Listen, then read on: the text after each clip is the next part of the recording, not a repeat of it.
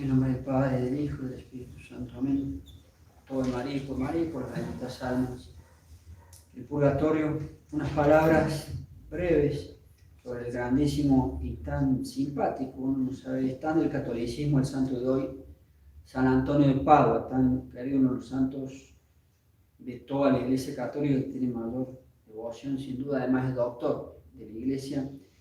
Y queríamos hacer la misa cantada y predicar un poquito de su vida, además, porque es mi patrono. Se llamaba en el mundo Fernando Bulioes. Bulioes sería en portugués, si es que estoy pronunciando bien, Fernando Bulioes. Nació en Lisboa el Día de la Virgen, el 15 de agosto, al comienzo prácticamente del siglo XIII, el glorioso siglo XIII. El siglo XI, XII y XIII fueron los tres siglos más gloriosos de la Edad Media, y en particular el XIII, que fue el culmen. Y él nació prácticamente cuando empezaba el siglo XIII y murió en Padua en 1231, tenía tan solo 35 años de edad. Realmente no sé si decir, y hasta con un poquito de informalidad, es a veces un poco frustrante ver estos santos que han muerto jovencísimos, realmente no vivió nada y que han llegado a semejante santidad. ¿Qué queda para nosotros? Tenemos 30, 40, 50, 60 años y nada, y nada.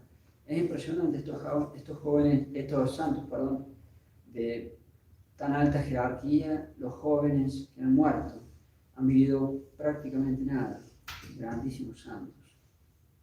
San Antonio de Padua fue el segundo santo de la Santa Iglesia Católica más rápidamente canonizado, inclusive le ganó a San Francisco de Asís, que era su superior. Le ganó, porque San Francisco de Asís, si mi memoria no me falla, fue canonizado, declarado santo apenas pasadito el año.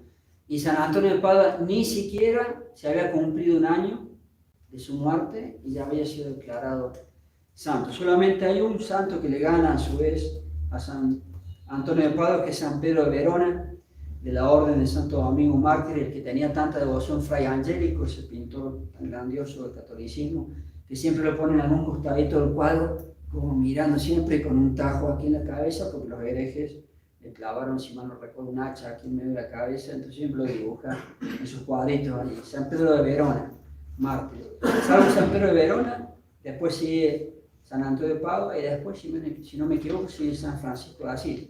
Pero San Francisco de Asís, que era su jefe, me permito decir, su superior, todavía fue canonizado un año y un poquito, si mi memoria no me falla. Le ganó San Antonio de Padua a San Francisco de Asís en la rapidez con que fue canonizado. Era de origen noble, San Antonio. Se educó cuando era un niño, entre niño y adolescente, en la iglesia de la Catedral de Lisboa. Tuvo una muy buena educación y eso a veces no se considera. De San Antonio siempre es tan simpático todo lo que envuelve el niño Dios, los panes de San Antonio, que ahora vamos a bendecir después de la misa, que es costumbre de los feligreses hacer bendecir panes y está muy bien en la fiesta de San Antonio. Y sin embargo no se considera el grado de sabiduría que tenía, por algo fue declarado doctor. La Iglesia lo declara recientemente el Papa Pío XII. De cualquier manera, ya cuando estaba vivo, después de una predicación en que estaba presente el Papa de la época, Gregorio IX, quedó tan impresionado el Papa de la época de la predicación y toda la sabiduría de él, que lo declaró el mismo Papa de la época, que lo conoció personalmente, Arca del Testamento. Lo llamó Arcam Testamenti, Arca Testamenti, el Arca del Testamento. Y tuvo una muy buena educación y profunda desde muy niño. Ya cuando niño adolescente, decíamos recién, repetimos, en la Catedral de Lisboa se lo educó. Al poco tiempo, creo que tenía, no me quiero equivocar, creo que tenía 15 años y ingresó, además que una vida tan corta, 35 años, vivió, todo fue rápido en su vida porque se murió muy rápido también. Si mi memoria no me falla, a los 15 años entró en la abadía de San Agustín, en las afueras de Lisboa, la abadía de San Vicente. Era famosa en la época por la profundidad de los estudios de teología, entonces siguió siendo bien formado allí. 2 años después de que había entrado allí, entró allí, acá tengo el dato, me había equivocado, recién entró en la abadía recién nombrada a los 13 años de edad. Imagínense lo que estudiaban los niños de la oscura Edad Media. Los alumnos, Los profesores del siglo XXI no llegan ni a alumnos de la época del oscurantismo de la Edad Media. 13 años estudiando esos temas de teología, por supuesto el latín profundísimo. A los 15 entonces, me rectifico, 2 años después, cambia de ciudad, se va de Lisboa a Coimbra, en Portugal también, que era todavía más famoso, otro monasterio agustino, donde había estudios más profundos todavía en las disciplinas religiosas y en la Biblia. Toda la orden de San Agustín para la época tenía una gran fama de la profundización de sus estudios. 10 años se queda siendo agustino, por lo cual yo pienso siempre uno que nombra a San Antonio de Padua piensa inmediatamente la orden franciscana, pero estuvo exactamente la misma cantidad de tiempo, murió tan joven, tuvo 10 años en la orden de San Agustín, siendo agustino, después se cambia a la orden de San Francisco, 10 años más. O sea, tuvo el mismo tiempo con los franciscanos que con los agustinos, por lo cual, no lo sé, pero supongo que los agustinos también lo defienden como una de sus glorias. Y por otro lado, la formación en teología se le dieron los agustinos. Entonces, 10 años después de haber ingresado allí, en el año 1220, llegan los cuerpos de 3 sacerdotes, era todavía agustino él, pero llegan a Coimbra, en Portugal, los cuerpos de 3 sacerdotes mártires, santos, de la orden de San Bernardo, San Francisco. Él seguía siendo agustino y ve llegar los cuerpos, los restos mortales de 3 sacerdotes santos que habían sido asesinados, mártires, por los musulmanes en Marruecos. 3 eran sacerdotes, los sacerdotes se llamaban franciscanos, repito, Merardo, Pedro y Otón. Y 2 hermanos legos, franciscanos, Acurso y Ayuto. A todos los habían asesinado los musulmanes en Marruecos, eran mártires, y queda tan impresionado en la llegada de los cuerpos de estos 5 mártires que él decide hacerse franciscano allí en ese mismo año 1220 y pide, una vez que es franciscano, cuando es franciscano recién allí toma el nombre de Antonio, porque la ermita estaba dedicada a San Antonio Abad y quiere llamarse como ese santo, como San Antonio Abad. En religión toma el nombre de San Antonio, que todo el mundo lo conoce por su nombre de religión, no por su nombre civil, digamos así. Pide permiso a sus superiores el mismo año que ingresa, miren cómo eran las cosas en la Edad Media, para dirigirse a Marruecos, para que él también quería ser mártir, y le dan permiso. Y cuando se dirigía a Marruecos desde Portugal, enferma en la travesía y tiene que volver. Y el navío se dirige hacia España, pero los vientos lo desvían y termina en Sicilia, Italia. Estando en Sicilia, toma noticia de que San Francisco, el fundador de los franciscanos, la orden a la cual él pertenecía ahora, había llamado en Asís al primer capítulo general de los franciscanos. Entonces se dirige hacia Asís. Allí conoce a San Francisco y San Francisco mismo, por su enorme sabiduría, le pide que se dedique a la formación de los frailes y a la predicación. Pero son aspectos que tal vez no se conocen tanto. San Francisco, se piensa en todos esos hechos hermosísimos, en todos esos milagros impresionantes que él hizo, y no se tiene en cuenta lo sabio que era. Y otro aspecto más, dice la historia oficial de la Iglesia Católica que leemos en el breviario, dice lo siguiente: persiguió con sumo rigor, con suma fuerza, a las herejías. Y eso nunca se considera en San Antonio. Se cree que es el santo buenito, que era muy bueno seguro, pero persiguió con sumo rigor, con suma fuerza, a las herejías. En latín, imprimis, o sea, principalmente, lo pone como un hecho principal de su vida, imprimis, hereses sumavi profligavit, persiguió o castigó con suma fuerza, con sumo rigor, a las herejías. Y sigue diciendo la historia oficial de la Iglesia Católica. Y por los golpes que les asestó a las herejías, fue llamado martillo perpetuo de los herejes. Miren que en la historia oficial de la Iglesia Católica no se hace alusión a ningún milagro de él, que hubo cientos y tan hermosos, ya diré 2 palabras. Y sin embargo, en la historia oficial se quiere hacer hincapié cómo era su actitud contra las herejías y los herejes. Fue llamado martillo perpetuo de los herejes.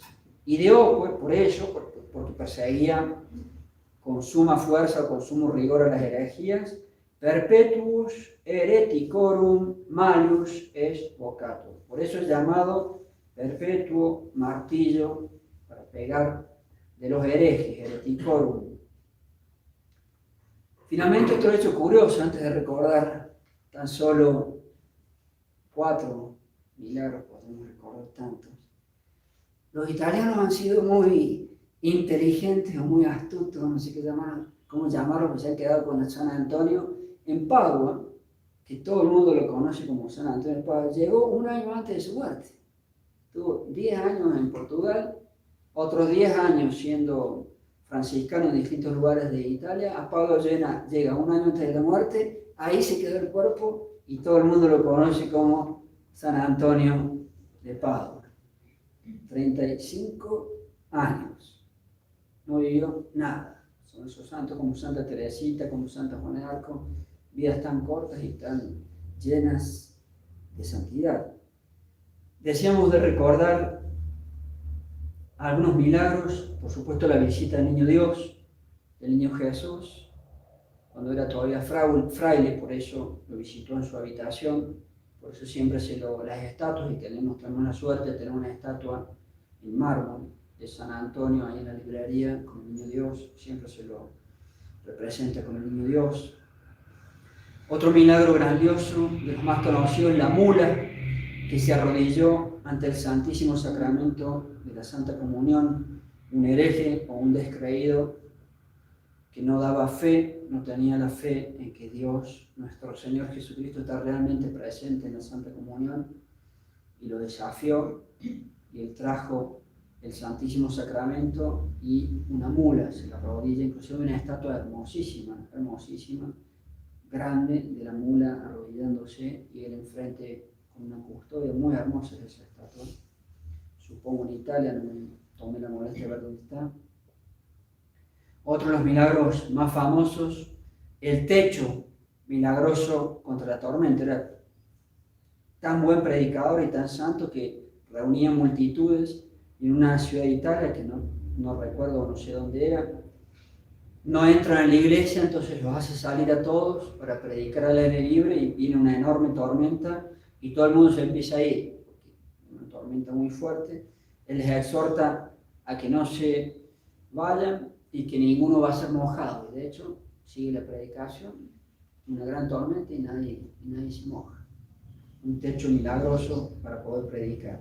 Y el último entre los tantos que podríamos traer a colación, la predicación a los peces. Estaba en Rimini, Italia, una ciudad que tenía muchos herejes, hablando de que él era el martillo perpetuo de los herejes, y empieza a predicar y lo desprecian y no quieren ver sus prédicas. Entonces él se va al borde del mar y le empieza a predicar a los peces. Es una de las historias ocurridas en su vida más sabrosas y más conocidas, y salen un montón de cabezas de pescados, inclusive salen un poco a la playa, cientos o no sé si miles de pescados en el borde del mar para escuchar su predicación, y cuando los habitantes de la ciudad ven semejantes milagros en una enorme cantidad, sí se vuelcan a su predicación y a la conversión.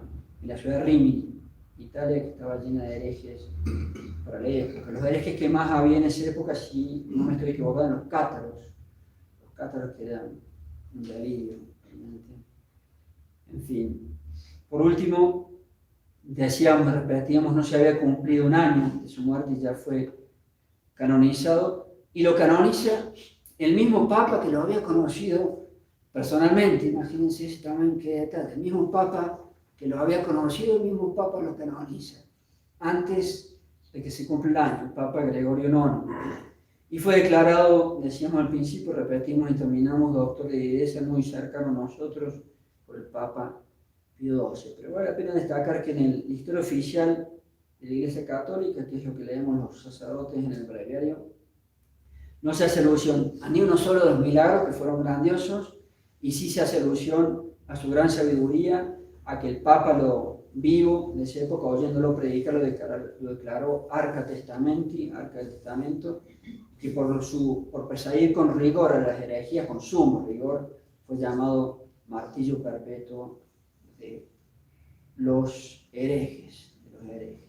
Ave María Purísima, Sin pecado concebida María Santísima. en nombre del Padre, del Hijo y del Espíritu Santo. Amén. Amén.